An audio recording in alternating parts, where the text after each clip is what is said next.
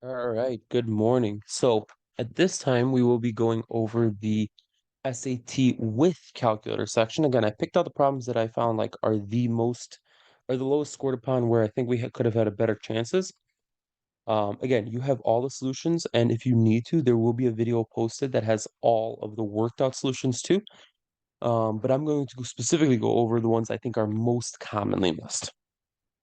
So to start with, let's take a look at number 9. Number 9 is one of those conversion problems. We talk about the different types of problems. Well, this is a conversion problem. And it says Nate walks 25 meters in 13.7 seconds. So there's already a ratio. If he walks at the same rate, which of the following is the closest to the distance he will walk in 4 minutes? So we're given 4 minutes and we want to convert that to a distance of meters. So one way is setting up a ratio, but another way is using that the stitches or the railroad that we talk about. I'll try to fit that in right here. So I'm trying to convert 4 minutes, okay? This is what you're trying to convert. Now, I only have a conversion of 25 meters in 13.7 seconds. So I have to first convert to seconds. So I have to put minutes down here and seconds up here. And there's 60 seconds in 1 minute. And then the minutes cancel. I can convert seconds by putting 13.7 seconds down here to 25 meters over here. And if I multiply everything across the top and divide by everything across the bottom, that just goes right in the calculator. I do get about 450 meters. I get exactly 437 if you do the work, but obviously it said pick the answer that's closest. So that means we're going to get 450 meters. Not too bad, but again, identifying what kind of problem is going to go a long way with some of this work. Okay. Then next question I have is number 12. Number 12 is more about vocabulary. Okay, vocabulary is going to be very, very important if you have to identify certain terminology, like what is a zero? So number 12, it says, if the graph of f has 5 distinct zeros, which of the following could represent a complete graph of f in the xy plane? So what does that mean by 5 distinct zeros? It means that the graph is crossing the x-axis exactly 5 times. So if I look at the 4 graphs they gave me, and I count how many times does each graph cross the x-axis, it does not mean how many minimums and maximums there are. One way I can figure that out is all these graphs have 5 minimums, maximums. The only thing that's different is how many times they cross the x-axis, or at least touch it. And graph D is the only graph that is different than the others.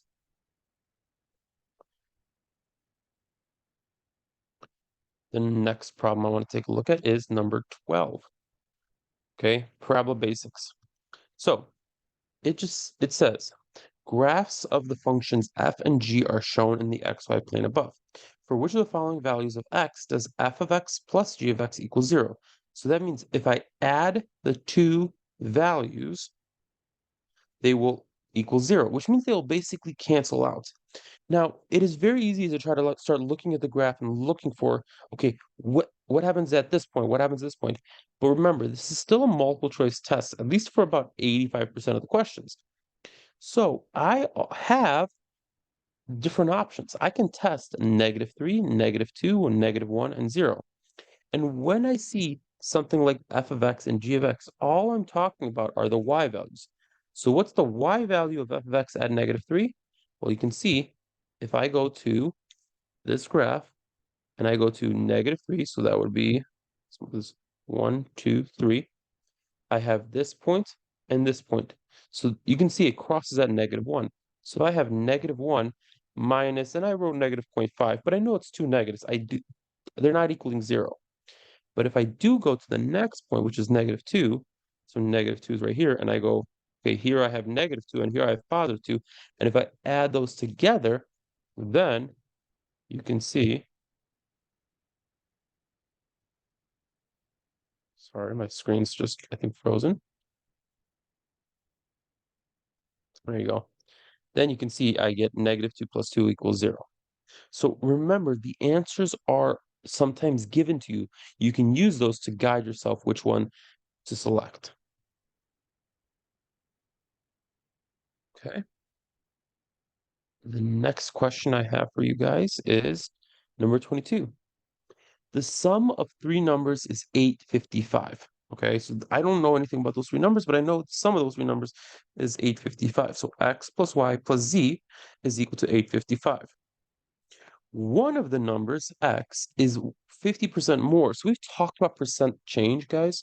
Percent change is when you're already given the percentage, you have to either add it or subtract it from one.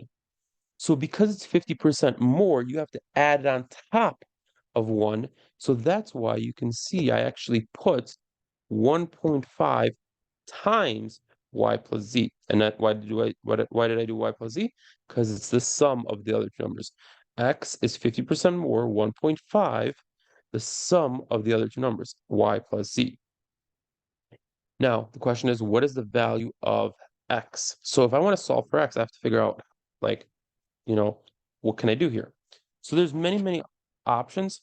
I can absolutely go through substitution, and then you can see what happened here. When I did substitution, I got x by itself. I did 55 minus y minus z equals 1.5 y plus z.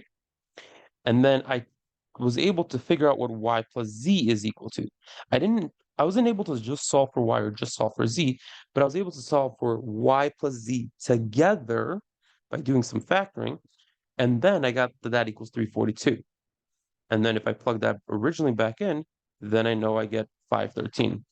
Another way of looking at this is instead of solving for x, another way I think that could be useful is, okay, you have y plus z in the second equation.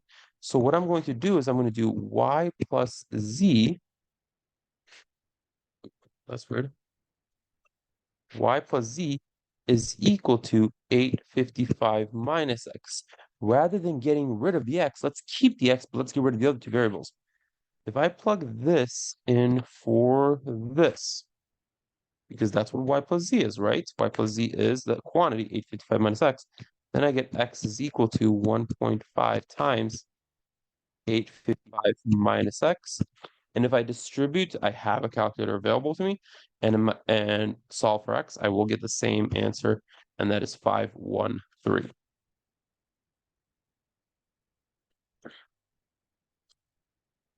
Oh, here you can see I use the second technique.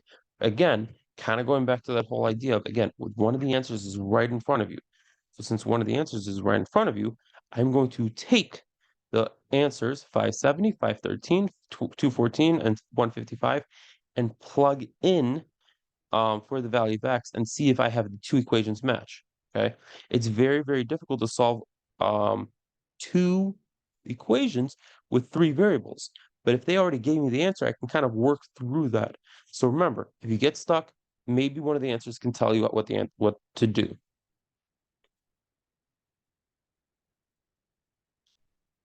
I thought I had number 23 highlighted, but I guess I don't, but I'm going to go over it anyway.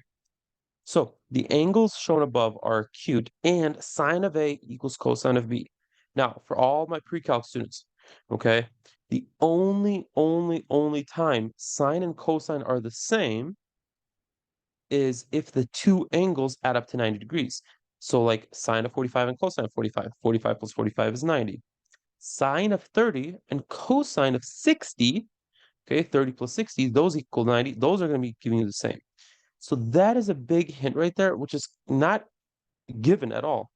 But if you do know that, now you know, oh, okay, these two angles have to add up to 90, and that's exactly what I did here. I set the two equations equal to 90, the sum of the two equations equal to 90, and I was able to solve for K. I know I selected number 25, but it's not in front of me, or it's not highlighted. So basic geometry formulas, you have no reason to ever mess those up. The reason you have no reason to mess those up is because if you flip to page 40, okay, on page 40 of your SAT booklets, you can actually see all the formulas. They gave you the formula of the cone. They gave you the volume, the formula for the volume of a cylinder. And those are these two formulas. Okay, pi r squared h, 1/3 pi r squared h. And it's just a matter of using those formulas correctly. So you can see for the cylinder, I did pi r squared h. So pi times the radius, which the radius of the cylinder is still 5, and the height is 10. I get about 250 pi.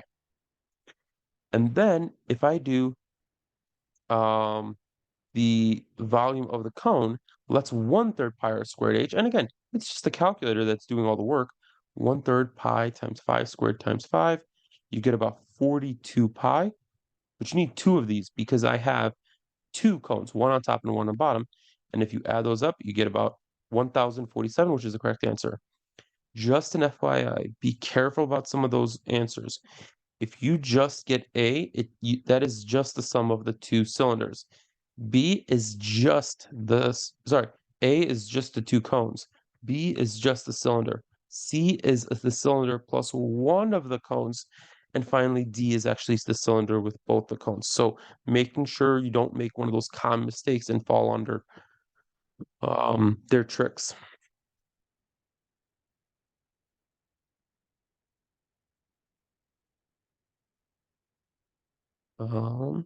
Number 27, I also had selected. Number 27, a basic, rectangle. A rectangle was altered by increasing its length by 10%, but decreasing its width by p%. If these alterations decrease the area of the rectangle by 12%, what is the value of p? Okay, so a strategy we've talked about is if the only thing they talk about is percentages, you're allowed to make up your own numbers. If they said one of the sides increased by 5 inches or 5 meters or whatever, I can no longer make up my own numbers. But because everything's percentage based, I can make up my own numbers, guys. So what I said was, okay, I'm going to start with a 10 by 10 rectangle. A 10 by 10 rectangle has an area of 100.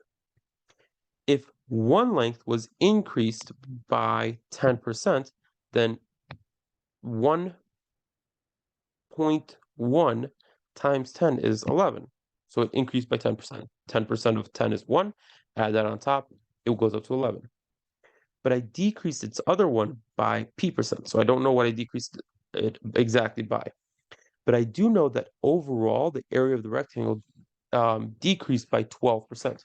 So what is 12% off of 100? Well, if I went and bought a shirt for $100 and I got 12% off, how much am I paying? I'm paying $88. So then I can figure out, oh, okay, the missing value of x is 8, right? Now, since the missing value of x is 8, that just tells me how long. It doesn't tell me how much it decreased by percentage-wise. So in order to find percent change, again, for formulas of percent change, it's new minus old over old. So what I would do is I would do 8 minus 10.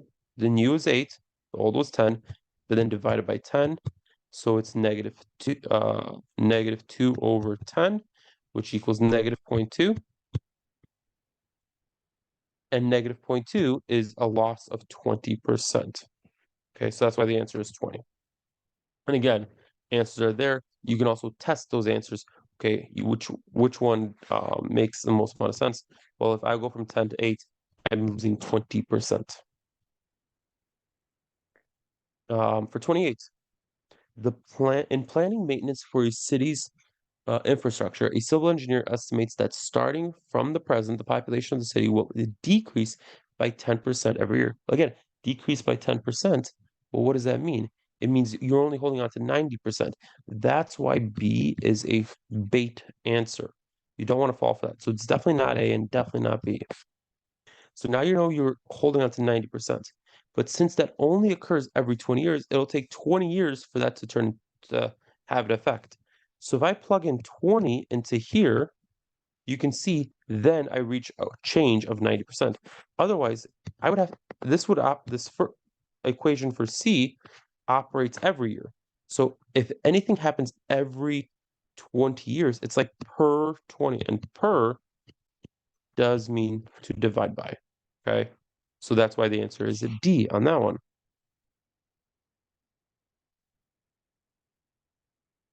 Okay. Um, the incomplete table for number 29, some data analysis. The incomplete table above summarizes the number of left-handed students and right-handed students by gender for 8th grade students at Keisel Middle School. There are 5 times as many right-handed female students as there are left-handed female students, and there are 9 times as many right-handed male students as there are left-handed male students.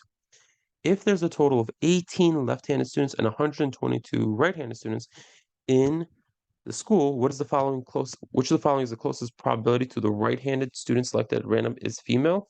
So first of all, since it tells you that there are 5 times as many right-handed female students than there are left-handed, what I can do is I can set up variables. I'm going to let this be x, let this be x, and let this be 5x, because whatever x is, the right side is 5x. And then for male, I'm going to let this be y, and therefore this is 9y. And what I've just done for myself is set up a system of equations. X plus y is equal to 18, and 5x plus 9y is equal to 122. Now, it's just using substitution or elimination, which I showed down here, okay? And by multiplying the bottom equation by -5 and subtracting the entire equation, I end up getting that there are 8 males.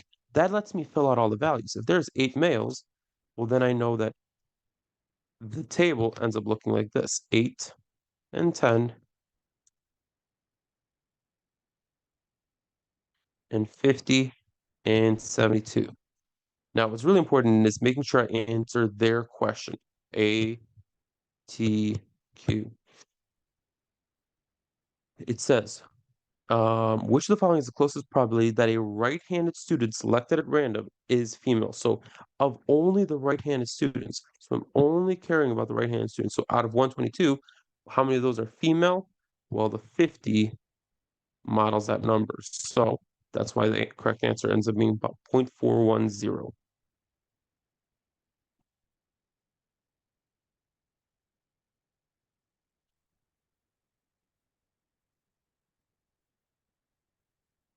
Number 30, I thought was a very good problem also because it says in the equations above, B and C are constant. If B is C minus 1/2, which of the following is true? So again, if you get stuck on the answers, what are you trying to do? Let's look at the answers already. And if all of the answers say x is y minus something, x is y minus, x is y minus, x is y plus. So what I really need to do is I basically need to get rid of B and C and solve for x. So what you can see is that's exactly what I did. I solved for B and I solved for C in the top. Here's B. Sorry, let's do that. Here is B.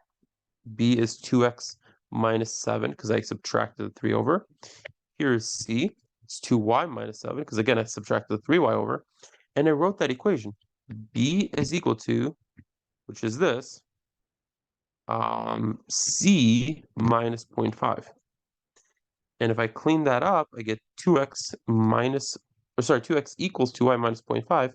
But since I'm trying to solve for x, because that's really what I care about the most, okay, that means x, which is equal to y minus a quarter.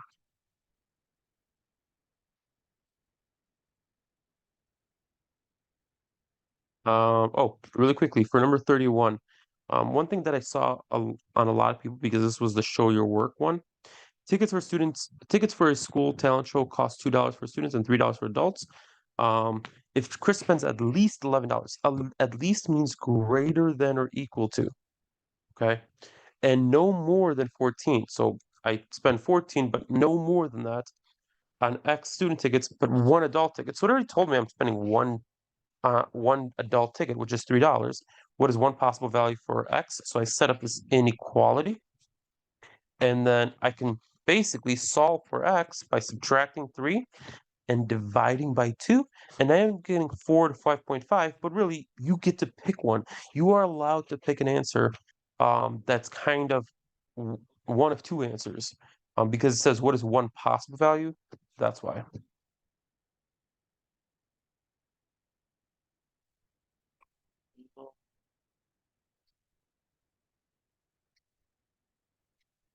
I believe that's all of the ones that I had highlighted for you guys. Oh, no, really quickly, number 36. Um, it says in the xy plane, if a point with coordinate AB lies in the solution set of system of inequalities above, what is the maximum possible value of B? B being the y value of point in the solution set. Well, to help myself, if I get stuck, I can kind of draw a light graph of this. So for the first one, y is less than or equal to negative 15x plus 3,000. I mark the point 3,000, but I know I have a negative slope. And then for the other one, if I mark y is less than or equal to 5x, so I go to the origin. Sorry, it keeps moving on me. If I go to the origin, should be right about there. I don't know why my screen is like erasing that, but it has a positive slope, so something like that. I am basically looking for where the two intersect because the solution is where they overlap. Well, I want to find out the highest one. So I just treated it as a plain old system of equations. I didn't even bother um, trying to look at the graph too in detail. I just had to understand what's going on. And what's going on is I take the two equations, they're both y, so I set them equal to each other, and I solve for x. And if I found out what x is, do not answer that because it says what is the value of b. So the value of b is the y value. You have to constantly keep reminding yourself of that. The y value ends up being 750. Okay? All right, hopefully that answers some questions. If you still have more questions, again, those videos are posted and I gave you the solutions. So please use those. Best of luck to everybody on Wednesday.